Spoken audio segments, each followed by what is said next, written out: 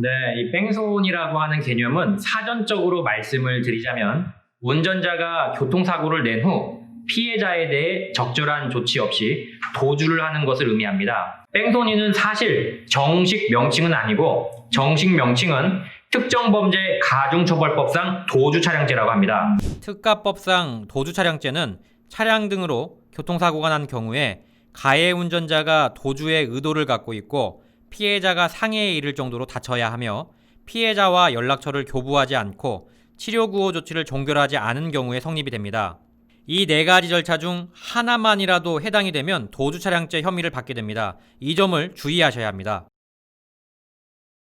먼저 민사상 손해배상, 형사상 처벌, 행정적 처분 이렇게 세 가지로 나눌 수가 있을 텐데요. 민사상으로는 불법 행위로 인하여 상대방에게 손해를 입혔기 때문에 재물에 대한 배상, 인체에 대한 손해배상을 해주셔야 하고요.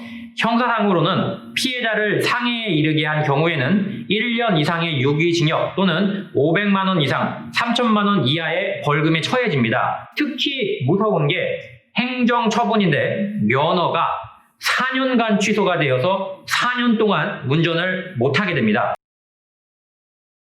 경미한 뺑소니 사건 자체가 너무 애매할 때가 많습니다. 그래서 같은 사건이라도 결과가 달라지는데요. 이렇다 보니 가급적 법을 아는 조력자와 경찰 초기 단계부터 함께 하셔야 사건을 풀어가시기가 좋습니다. 나는 금전적으로 어렵다. 그러면 혼자서라도 노력을 하셔야 됩니다. 정말 안타까운 것은 경찰이 다 알아서 해주겠지 하고 있다가 나중에 면허 취소 4년을 받고 나서 그때부터 움직이시는 분들이 많은데요. 초기에 바로 잡지 않으면 매우 힘들어집니다. 이후에는 더 구제받기가 힘들거든요. 네, 먼저는 경찰서 가기 전부터 진행을 좀 해주시는 게 좋고요. 뺑소니 사건은 경찰 조사가 1회로 안 끝납니다. 보통 3, 4회를 출석해서 조사를 받게 되는데요. 이때 진술의 일관성을 유지하시는 게 좋습니다.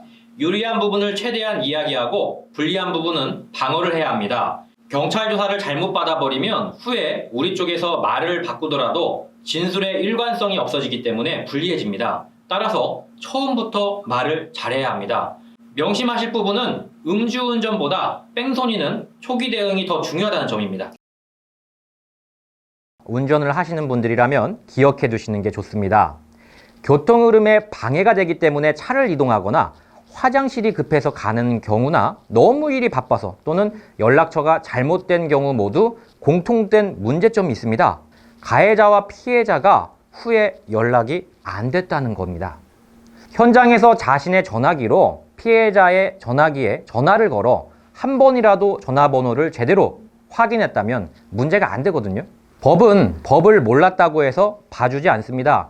자신이 알려고 노력을 하고 또한 사건에 휘말리지 않도록 노력을 하셔야 합니다. 뺑소니 사건의 경우에는 초반에 어떻게 진술을 하느냐가 결과를 좌우합니다. 그래서 내가 좀 억울한 점이 있다 싶으면 경찰 조사를 받기 전부터 철저하게 준비를 하시는 게 맞습니다. 초기 대응 절대 잊지 마시길 바랍니다.